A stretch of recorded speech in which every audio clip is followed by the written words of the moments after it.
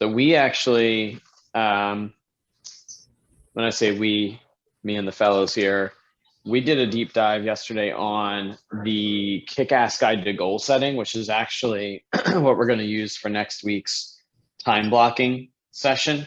So we're leaving off on today's shift class where the time blocking workshop will hammer, which is how do you connect your goals and what you want to achieve with what you need to do today.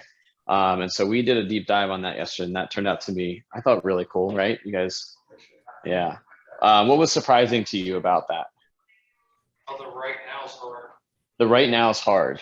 That's what they say. And the simplicity of it. And the simplicity. Can you guys hear when they answer, or should I repeat that? You can hear when they answer? Yeah, it's Okay. it's quiet, yeah, but we can hear it. Okay. Yeah, so Mitch shared that the right now is the hardest part, and then Garrison shared that the simplicity was surprising.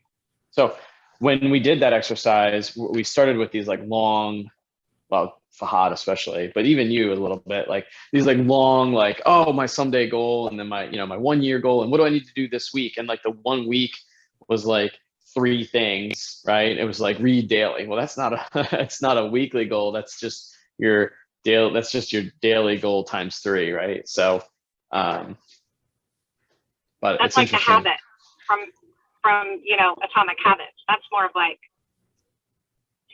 not anything that's ending, you know. What book did you say? You're gonna spoil it. Atomic Habits. That's their assigned reading for this month. Yes, it totally turns the word goals on its ear, you know. Yeah. When you combine the one thing in Atomic Habits, you can become a deadly weapon. Oh, I see Allie. There we go. That's what yours is also. Yes, thanks. Cool. Does everybody have their book? Book. The shift book. Do you have? So I don't have it with me. I want you guys. Oh, cool. Spares. I read it though. Yeah. Cool. Can you do me a favor? Can you go make copies of these pages through the end? So like 76 to the end. Make 2 copies for each of you. I can do the beginning part without the book. Yeah. All right. So the guys are gonna go make a copy for themselves of some of those pages coming up. But where we left off before was we were in the space of like the difference between your, you know, having a method and a message that matches your audience, right? Because again, this tactic is about lead generation. This is not to be confused with lead follow-up. This is about creating conversations. One thing that we've talked about is like everything kind of teeters. The teeter-totter here is, did we have a 2-way conversation? That's the delineation, right? You can't do business with somebody if you've never had a 2-way conversation. You can't even figure out how to service their needs without a 2-way conversation. And so in order to engage a 2-way conversation, you have to have a method and a message that is engaging them, right? That resonates with them on some level, that creates a need for them to contact you, right? And so earlier in the chapter, it talks about your MOFR, and it talks about your direct versus indirect offer, right? So can anybody share feedback on what your takeaways were of that portion before we quickly move on to into the next section of prospecting versus marketing, and then scaling those up and building your ideal day, and then boom, we're done.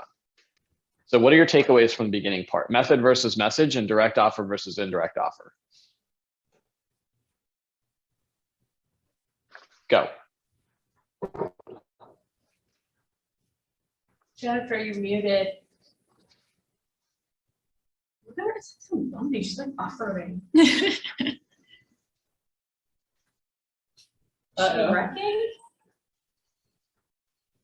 Are you there?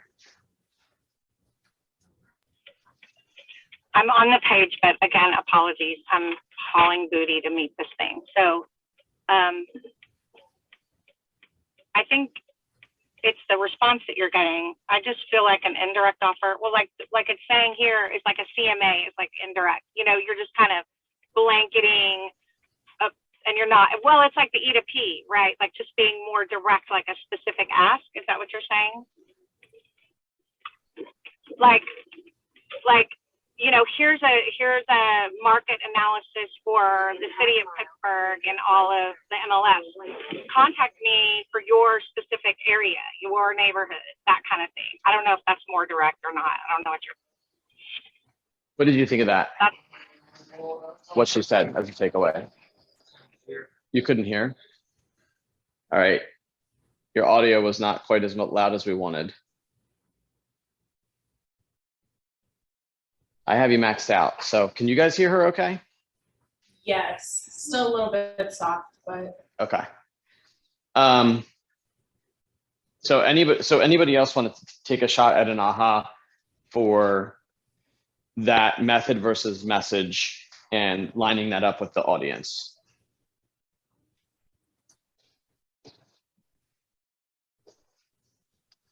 And yes, we have a video game in our office. So my aha was like, I thought or just assumed that like an indirect offer did not seek an immediate response. Whereas like reading it, that's incorrect. A direct offer and an indirect offer both seek an immediate response, but a direct offer is like someone who wants to buy or sell with me, and the indirect offer is just not directly with my services. Like I'm taking it right from here, but I didn't equate an indirect offer to also seeking an immediate response. That's a really good, interesting aha there, because the there we go. I'm turning our volume up here, because you're still creating an opportunity to have that conversation with an indirect offer, right? Versus a direct offer. But the direct offer is going all the way to the end close, and an indirect offer is just an incremental step. You could sort of think of it like that, right? The indirect offer is like there's a direct pathway to you guys getting into business. It's just not necessarily the end close right away. Like sell your home is taking them all the way to the end. Whereas let's meet for an appointment is, or you know, it could be as simple as like get your home value, right? Which is the incremental step towards that next move. I'm just going to turn my headphones off, and we'll just deal with the audio. Okay. So anybody else want to share any ahas from that beginning section? Anything that you guys took away from that in terms of like what we do with creating conversations with customers or anything like that? It's not on those pages. That is what I was there. Can you hear me now? You're a little robotic, but yes. Okay, I'm going to turn off my get off of that. It's that Pittsburgh cell phone service. That's fair. I turned off my car so that I can be on the thing. Try to turn your video off, see if that does anything. So while she's sorting out her technological things, I want to go to page 64. I don't think you printed that. I asked you to print later. We're going to get to your section then. So page 64, real quick, talks about the difference between marketing and prospecting. And one thing that he says in the book is many people think of prospecting and marketing as mutually exclusive, but I want you to think bigger and see them as mutually supportive. Prospecting can be supported or enhanced by marketing, and marketing can be supported or enhanced by prospecting. The only limit here are probably a lack of creativity. Continually seeking ways to make both work at the same time. A simple example would be holding an open house, which is prospecting, and also passing out listings, which is marketing, or doing both, prospecting with door knocking or calls, and marketing, which is direct mail, to get people to attend your open house. So in that situation, the prospecting is the hunting. That's the direct human to human going for the hunt. For you, it might be outbound dialing. But imagine if you were pairing outbound dialing on top of somebody who's getting a piece of direct mail that was also targeted at the same person. That's when you stack it, and that's when you get those better results. That add up to you guys? And it's the same there, right? In retail real estate, it's the same conversation, right? How many opportunities do you have? If you go fishing and you only take one worm, you can only put one line in the water, right? If you go fishing and you take 3 lines and you take 3 worms, you have those more opportunities to get into relationship with a fish, right? Which is what we want to do. The list of prospecting and marketing there is, it's like however old this book is, 15 years old, and it's still fairly relevant, right? On the prospecting side, you have some type of telemarketing approach to being in communication, and you have face-to-face. On that marketing side, you have advertising, promotional items, direct mail, web, broadcast, and farming. And then like other things like sponsorships or news broadcasts or things like that. So here, like, you know, we see very often that prospecting is enhanced very well when there's good marketing that's attached to it, right? And the vice versa. So for marketing, we spend our top spend source here is TV, but then we supplement that. And if you look at our conversions, there's usually a balance between television and the things that are more direct, like dialing people. That's why they add up. That makes sense? So, okay. One of the things that he says is specifically relating to a shift, right? Because we're like, we'll just say that we're heading into a shifting market. We'll believe that that is probably to be true. And what Gary says there is, when leads become fewer, prospecting increases. The research for this book showed that top agents use the marketing-based and prospecting-enhanced approach. But experience teaches us that a shifted market requires that you move more towards prospecting. You can still be marketing-based, but you're probably doing more prospecting than you were. It's all about meeting your lead generation goals. Prospecting tends to uncover motivated leads faster and keeps you more in control. We've talked about that, right? Prospecting keeps us in control. Marketing, if they don't make a call, we're not in control.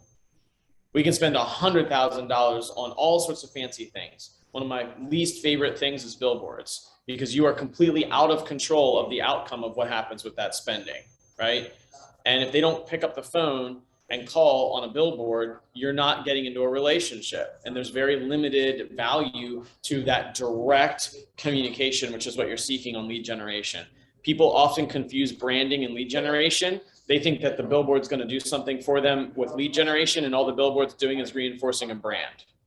It's different, okay? So that what he says on page 67, this isn't to say that marketing isn't effective. It is. What the research shows is that when the market shifts, for most top performers, their lead generation will shift more in the direction of prospecting, but they don't quit marketing. For a few top agents, they'll actually remain marketing based and simply tweak where and how they do it, but that select group is breeding rare error. Okay. I want to move on to what he says on page 68. Time on task over time will serve you well in mastering your approaches for lead gen. But be careful that your behavioral style doesn't betray you. Most real estate agents fall into 2 broad behavioral types: those who like to take action first and those who like to study first. All right, pause. Who is a take action person first? We have 3 yeses in this room. Who's a study first? Okay. It's really important to get honest about that. I have seen many people come into the real estate business and they're not only a study first, they're only study. They would rather just stay and study all day. It's safe there. It's like a little snuggly cocoon where they don't have to have any risk, because action requires some type of chance of action creates some chance of rejection, and that rejection, it becomes overwhelming to people and they stay and study, right? So, sorry, these 9 people across the wall are super loud. So what I wanted to point out was, if you're an action first person, I want you to slow down long enough to study and practice for 30 minutes every day before you take off. What do? What have we like honed in on for you guys? Role play, right? So even though these guys are hunter killers and they want to be on the phones, we have slowed them down to practice because it forces the skill development. If you're the other way, if you're study first, right, you have to actually time block action. He says it. If you're a study first person, I want you to realize you can't know it all no matter how much you study. So get on a study routine that you're comfortable with and take action while you're on it. And remember, if experiential learning isn't on that program, you're missing the most important part. That's on page 69, right? So one thing he dives into that in terms of that behavioral style. And then I always thought the placement of this open house sheet was weird, because the open house sheet is about scaling up your activities. That's about going from baseline activities all the way to top level activities. So for us, a great example is like when we're doing something, we don't just want to skim the surface on that activity. We want to go deep on that activity, right? So it's like, if you're going to do an open house, how deep can you go with that? How many levels deep can you go on that? If you're doing, for example, door knocking, or if you're doing mailers, right? Do you do one mailer, or do you plan out 9 mailers and commit to them and have them in your calendar and have everything written out, right? That's the difference between going shallow across one approach or going deep. One of the challenges that we see with people is that they go shallow on something and treat it like they've gone deep, and then they give up if they don't get the results. Does that make sense? So how do you know if you've maximized the opportunity on that particular lead source? That's an open question. How do you know if you've maximized the opportunity on a particular lead source?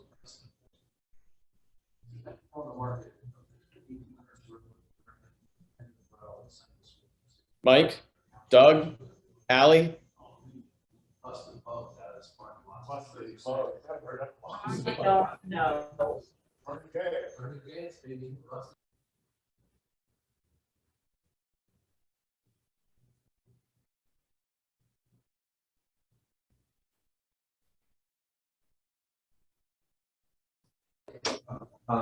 Is you guys gonna answer? Are we studying first or are we acting first? What are we doing here? Mike's on mute.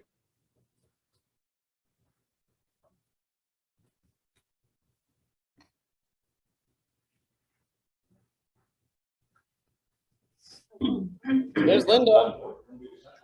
What did you ask? How do we know if or when we've maximized the lead source? What did you I'll ask? take both. I'll take yes. How do you know if you've maximized it, and how do you know when you've maximized it? Those are two different questions, but both are really important. If you've maximized, then there's no results. When there's no results. So if you, if you keep showing them properties, if you keep showing them something and you keep getting, end of conversation. okay. So yeah, but if you're showing properties, you're not doing lead generation. You're actually being a real estate agent. So let's talk about lead gen, right? Like Okay. the open house example on page 71. If you just did a level 1 open house where all you did was put a sign in the yard and nobody came, is it your fault or their fault? It's your fault. Your Okay. fault. You didn't So if you maximize go- the opportunity. You didn't do enough. Great. So what other lead generation sources can you audit in the same way and say, am I going deep enough on this lead generation source to make sure that I've given it the best opportunity? What were you going to say? Well, the first question you asked, I would say, is tracking two-way conversations and seeing if it decreases or increases daily. That's how I see when and if. That question there, I would say your own social media platform, your branches, social media platform, any type of social media platform. I think Yeah. So specifically to an open house, that's a good point. But one thing that I heard there, and if you want to just dumb that down, like he was talking about tracking two-way conversations, which by the way is the only measurement that they give me every day. And that's because that's the only measurement that tells us the effectiveness. I track that number. They give me I lie. They give me two numbers. They give me the number of two-way conversations and they give me the number of appointments that are set. But I really don't look at the number of appointments set because the only thing that matters is the lead indicator of success. And for us, we know that a certain number of two-way conversations. And I think as an agent, if you're not doing the same thing, you're missing that opportunity, right? Because like open houses are not for your entertainment. They're also very, very limited statistical likelihood that you're going to sell the house that you're standing in at the open house. Does anybody know what that statistic is? I'll give you a hint. It's less than 10%. So if you're fooling yourself into thinking that you're sitting at an open house and that's doing your seller a benefit, you are wrong. If you're doing an open house, you're lead generating. So why not do it 7 levels deep and make sure that you're giving yourself the best opportunity to drive traffic, and the traffic's going to be measured by two-way conversations.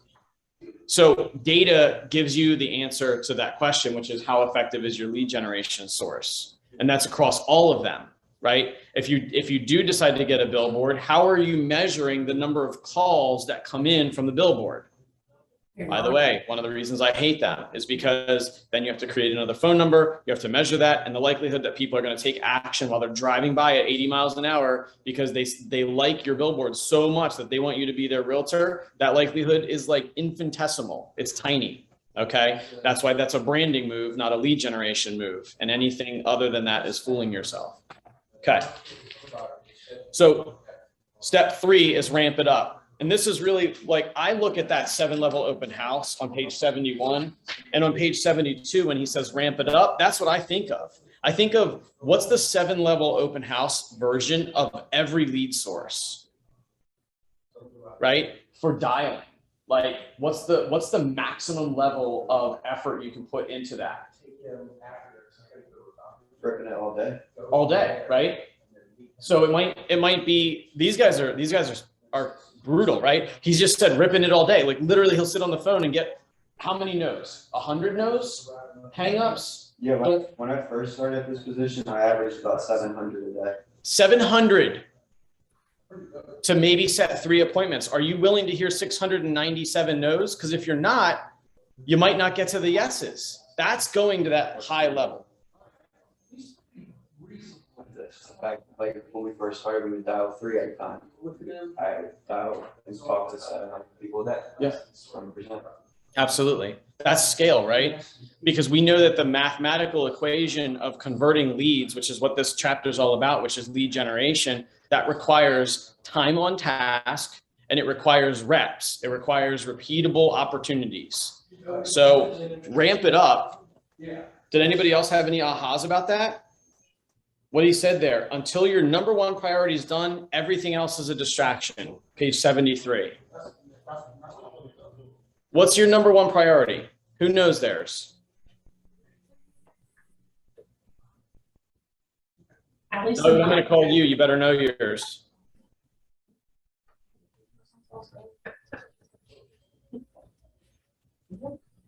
He's just lurking. Linda, do you know yours? What's your number 1 priority every day?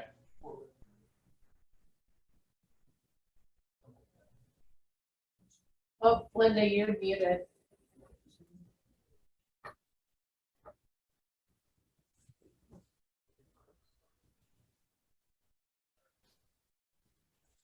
I said set appointments. Awesome. What's the lead indicator that you're going to set an appointment? The lead indicator. Is that a trick question? No, and it's not necessarily in the book written that way, but he does sort of talk about it. What's the activity you can do that will control that? Right.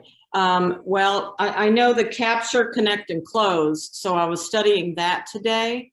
Mm-hmm. And but basically is get the contact information of the peeps and connect emotionally, build a relationship, and close, set an appointment.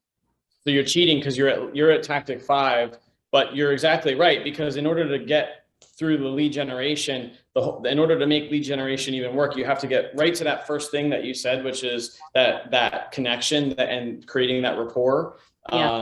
Yeah. And getting that contact information. But I'm going to blame Doug. He said we're on 5. We didn't go to 5 yet because tactic 4 is too big. We split it in half, which is fine because tactic 4 and 5 are my favorite too. 5 is really big too. I know 5 is big, and we're going to split that in half. So now you're ready for next week. So did anybody else get anything out of this? Page 72, 73, 74, 75. He's talking about like kind of those habits and behaviors that it takes to ramp up your activity. And you guys are copied to 76 and 76. Yeah.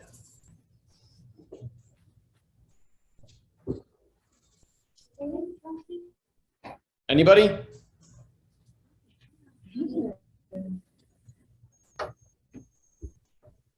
Alana, you read it, right? No. What? I'm putting in overtime at the office. That's That's true. my excuse. We had Transmittal and they're kicking ass at the office right now, so appreciate that. So I'll give you a 1-paragraph cheat for the most important thing of that section. As long as they're okay with that. It's on page 73. It says to ensure that your lead generation is always your #1 priority and that it gets done daily, you must acquire the discipline of time blocking. Some way when. Hint, hint, next Wednesday, time blocking workshop. That's why I timed it like that, because time blocking is going to be the key. The question you should ask yourself every day was, if this day was a representation of the goals I wanted to hit this year, how am I doing? Yeah, I mean, we need an employee list or. Like if your goals for the year are to drink a lot of coffee and like take whatever other activities you wanted to do, like, is that really what you wanted to do, right? If you say you want to do a lot of business, are you in the activities of business at a high enough scale that day? Right, exactly. Okay, that's. Time blocking is setting aside daily blocks of time to execute your most important business priorities. So, who runs off of a time block calendar? Working on it. Right. Okay, very good. Okay. G's raising his hand. Sometimes I do. Yeah. So what is what's the most important thing on your time block, Eva? Paying agents. Okay, well, no, that's okay. That makes my heart so happy. Yeah. Right? So we made sure that her #1 priority of paying our agents got time protected on her calendar every day, because if it didn't, it might not happen. And if it didn't happen, our agents aren't going to be satisfied. And our #1 purpose in life is to serve our agents, right? So that makes sense, right? Her time block protects her priorities. What about location? And for us, this is exactly what we're working on over the course of the next week, because we're doing the goal setting to the now, which tells us what our priorities need to look like. And then we make sure that there's time protected every day for that. That adds up. Okay. So on page 75, he goes into time blocking. I'm going to skip that a little bit quickly because we're going to do our time blocking workshop next week. And I want to finish up the chapter with the anatomy of a day and getting in the path of business. Did anybody have an aha over page 79? Page 79. Running around telling everybody. Taking action, the heart of your lead generation time block. You'll need a minimum of 2 hours for this, so plan accordingly. If you're prospecting, make calls, go see people, host open houses, make follow-up calls, and writing notes. If you're marketing, do your whatever that stuff is, mail merge, deliver mail, write notes, respond to inquiries, right? If you look at those activities there, he literally gives you a menu of action. $2.99. I'm not adding the $10. Okay, there's enough money. On page 79, he gives you a menu of action. Who's doing any of those things? Using your credit cards, it's $160. You guys should see some familiar things there, right? Yeah. Under prospecting. What do you see? Okay. Every morning I come, roll call this. Yep. Every day. For somebody. Every day you role play. Every day we role play. We really need Every to day I make calls. Yep. Every day. You make follow-up calls. Yeah, follow-up calls or random calls. Every day you're entering your results. Every day you write it. Yep. You do the follow-up notes. We've talked about that many times, right? Record our work. You record it. Yeah. See that? See how that works? Schedule. Yeah. So Look at that. the next question is, does he understand the urgency of finding a place? So you guys there? Yeah. Anybody seeing that menu and thinking, are you doing enough of the things that are on that menu? I'm not doing anything on the menu, so I probably could be doing more. Allie? I am not doing enough on the menu because I fall right into what Gary was talking about in the book. Like I have my time block and I have my structure and I do all the things, but then that creates business and I get busy and I throw my time block aside and I focus on my current business without keeping my time block to build on. And that's where I'm at right now. Like total awareness, that's where I'm at. Yeah. That's huge awareness, right? And actually, if you look at page 80, there's a graph of what that looks like. Because he talks about in the middle of the book, in the middle of page 80, he says your goal is consistent lead generation. And the way you do it is seeing your job as lead generation first and servicing it second. What Allie just admitted to was that servicing comes in there and hijacks her day, right? And then next thing you know, you skip the lead generation. And I like his graph is cool. I affectionately call this porpoising. And it looks like porpoising on your commission statements because it looks like this. Awesome month, 0. Awesome month. Okay month, 0, 0. Awesome month, right? You guys can you picture that? Mm-hmm. Right? So your lag measure is what you're seeing on your commissions.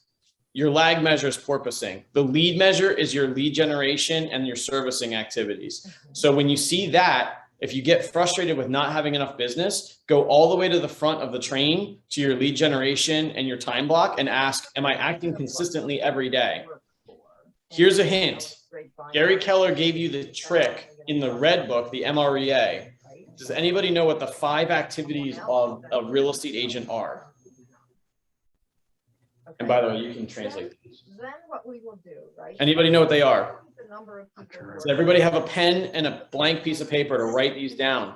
I'm about to give you your job description. How much we throw back to Toshi, how much we pay you, et cetera, et cetera. You ready? It's lead generation, Okay. lead follow-up. No, I mean, because if we only. Go on appointments. $2.99 and the rest of them are at $1.60. Negotiate contracts, and script and role play. Right? And as you build a team, the cool thing is as you build a team, you can start to leverage those off. So the first thing that gets leveraged off is going on appointments because you can start to give that to a showing assistant. You maintain negotiating contracts as long as possible. You can start to leverage lead generation. That's why we buy realtor.com leads or Zillow. That's how Zillow built an entire business, because they knew that agents were so afraid of lead generating that we were willing to lose our entire industry by giving them 40% of all of our business, which we've done, right? You need to be careful. I feel more comfortable. Because we're so afraid of our own job description. So lead gen, lead follow-up, going on appointments, script and role play, and negotiating and negotiating contracts. Those are the 5. I don't know. Like, so when you look at those activities on that cycle, are they really on page 80, you know, right? Inconsistent lead generations. One part of your job description, you got to make sure you're doing it every day. On page 81, did anybody highlight or circle or underline anything on page 81?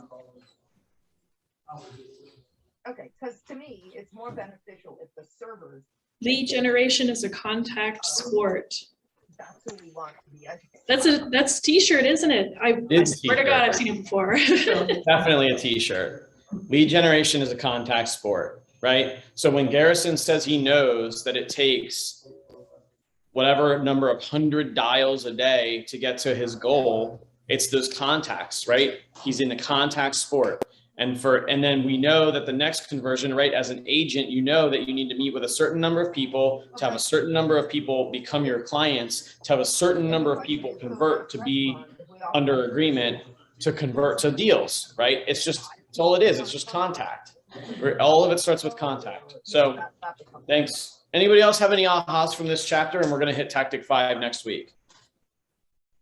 No, I know that, but we have to think through this to make sure that we're making Anyone? money to cover. Good stuff. Right? Good stuff. Lead generation is good stuff. Anybody else? Linda. Right? Thanks, Mike. The other restaurants that. I did chapter 5. Other restaurants have. All right. I'll see you next week for tactic 5. Okay. Yeah, I'm going to call on you the whole time. Okay. Now, wait a minute. And I don't. Is it next Thursday Red Day? Oh, it is Red Day. We're moving it to Wednesday. Okay, cool. We are? Yes, just for next week because it's Red Day. So I have it set up that we did see that. Yeah. Yep, book club is going to be on Wednesday, same time, 12:30 to 1. We're just moving it a day ahead because we're going to be out playing in the dirt. So, On a beautiful day. oh yeah, I'm excited for that. Could be good. And then on Wednesday night, so I'm driving at the time of book club on Wednesday, so I probably won't be running the 12:30, but at 4 o'clock, I will be out for the time blocking workshop. So, and that should be like the lead generation workshop. I got a lot of really good feedback. We had homework, we had assignments, like we did activities throughout that. It's not just a lecture or anything like that. So definitely be on that if you can. Would you like me to print out some of the kick-ass guides to goal settings for people? Yes, please. Okay, I will get those sorted. Sweet. Okay. Anybody else have any ahas from lead generation? No. Allie just admitted that she's not as consistent. Anybody else? Not even close. Not even close. Not even close. How much time could you give to lead generation every day? You know what? That's a great question. And the question is more a question of how do I stop myself getting hijacked every day? Protecting your time. Time blocking will help. Time blocking will help. I understand. All right. I need to run to another call that was supposed to be on at 1 o'clock. We'll see you guys later. Have a great day. See you. I'm going to hop out as well. Everybody have a great day. I'll see you next week. All right, thank Bye, you guys. guys.